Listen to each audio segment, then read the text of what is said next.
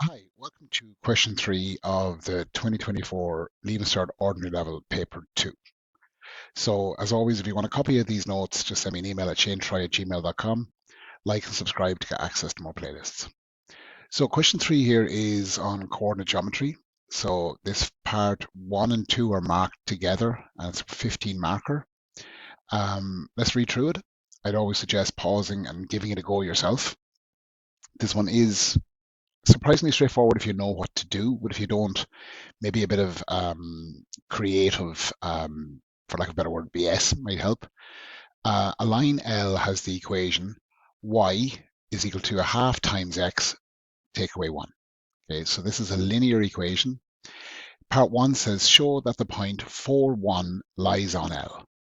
Now, my creative BS could be this 4 is an x value and the 1 is a y value.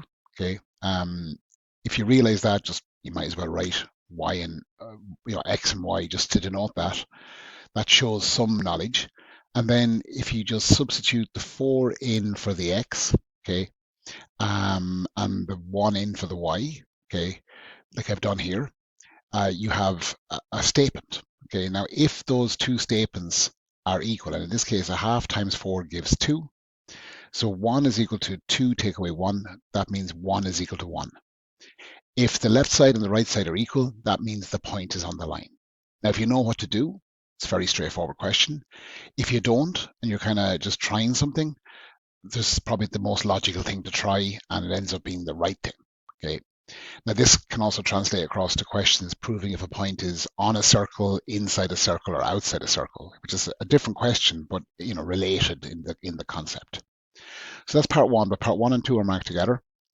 Now, part 2 says draw the line L on the coordinate diagram below in the domain -4 is less than or equal to x, which is less than or equal to 5. So they're just telling you the range of x values they want you to use, and that corresponds here with the x values going across the x-axis. This last is a statement, x is an element of R, means x is a real number. So it can be any number. It could be a decimal, it could be like a half, -1.5, any x values between that range. Now, a great thing about drawing a line is you only actually need 2 points to draw the line. And there is, I suppose, 2 different ways to do this. And I'm going to detail one of them now. That's the answer. Okay, now I've done that by using my equation. Okay, and I'm relating that to the concept y is equal to mx plus c. Now, in this format where y equals everything else and it's 1y equals everything else, you'll see that the m here corresponds to a half. The slope of this line is plus a half. So it's positive, so it's going up, and it's going up 1 unit for every 2 it goes across. And that's the concept of rise over run. So it goes up 1, you see there, okay, goes across 2. Now, if you use that concept, okay, you can find like the gradient of the line. But the question then is, where do you start from? Okay, now this -1 is the y-intercept, or the point where the line crosses the y-axis. Again, in the format 1y equals everything else. And that's why we have the line going through -1. Okay. Now, another way of doing this, okay, would be to use different x values. For example, you could use -4 or -3. I'd probably go with +1, +2, just because they're easier numbers. Substitute the x value into the equation, and it'll generate a y value. And once you have 2 coordinates, you can draw the line. For example, if I put in x is equal to 2, now I don't have my writing thing going, but if you imagine here, or if I can do it using the mouse, okay, y is equal to, and I apologize for the writing, okay, a half times x take away 1. Now I'm going to use the point I have here, which is x is equal to 2. So y is equal to a half times 2. Okay, I'm going to use brackets to represent multiplication. Take away 1. Now that's going to end up being a half times 2 is 1, take away 1, which is equal to 0. So that's the point. 2 on the x, I'll write up here. 2 on the x, 0 on the y. Again, apologies for the right, I'm using the mouse. Okay, that's the coordinate 2, 0. Now you could do it there for x is equal to 3, x is equal to 4, and you'll find these points here. But once you have 2 points, you can draw the line. So part 1 and 2 are marked together. Not the most difficult question if you know what you're doing, but again, sometimes this terminology up top can be off-putting. Okay, now I'll take that away. Okay, erase all ink on slide. Now the next question here, okay, I'll just use the pointer. This is a 10 marker, okay, and it says 4 lines are drawn on the coordinate diagram below, labeled A, B, C, and D. So the line A, I can tell from that it's going down, so it's a negative slope, okay. The line B is horizontal to the x-axis or parallel to the x-axis. You have line C going upwards and line D going upwards in a more extreme fashion, okay. Now the slope of these lines represents the rate of change, okay. This says write A, B, C, and D in the correct place in the table to match each line to its slope. Now I'll try use the pen again. Okay.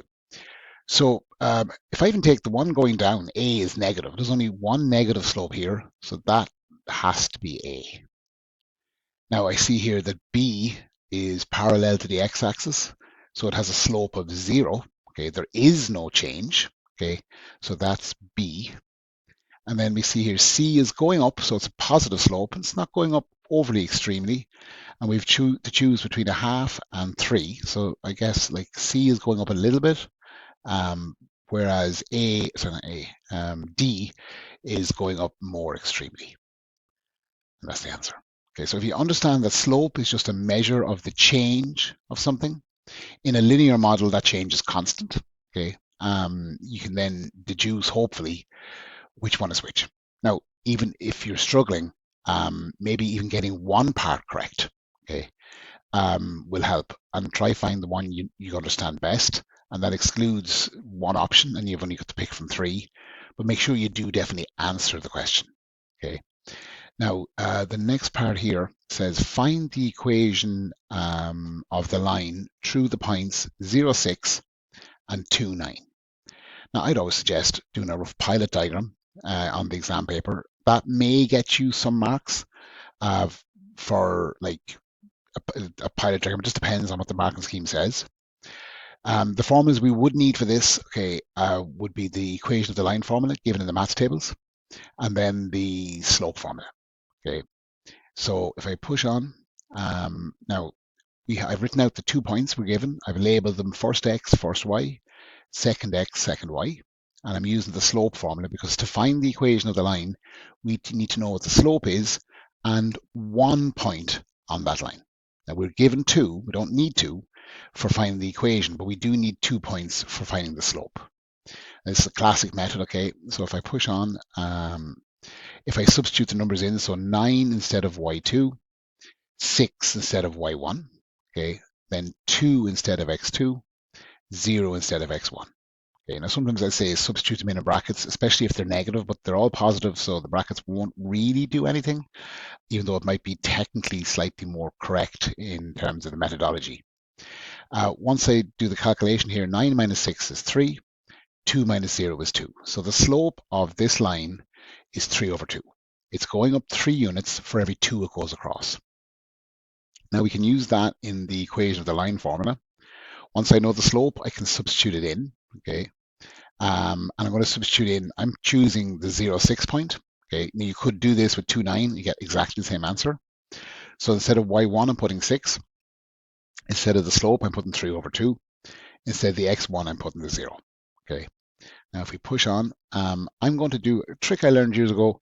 If you're trying to deal with a fraction here, the 3 will multiply to the right, the 2 will multiply to the left. Okay, it's just a kind of quicker way of doing it. You could multiply the 3 over 2 by x and then deal with the algebra of it. This is just a kind of shortcut. So 2 times y is 2y. Okay, 2 times negative 6 is negative 12. The 3 multiplies to the right. 3 times x is 3x. 3 times 0 is 0. It's gone. Okay. Now I'm going to tidy it up. Generally, they want the answer in a certain format. They want everything on one side with the x being positive.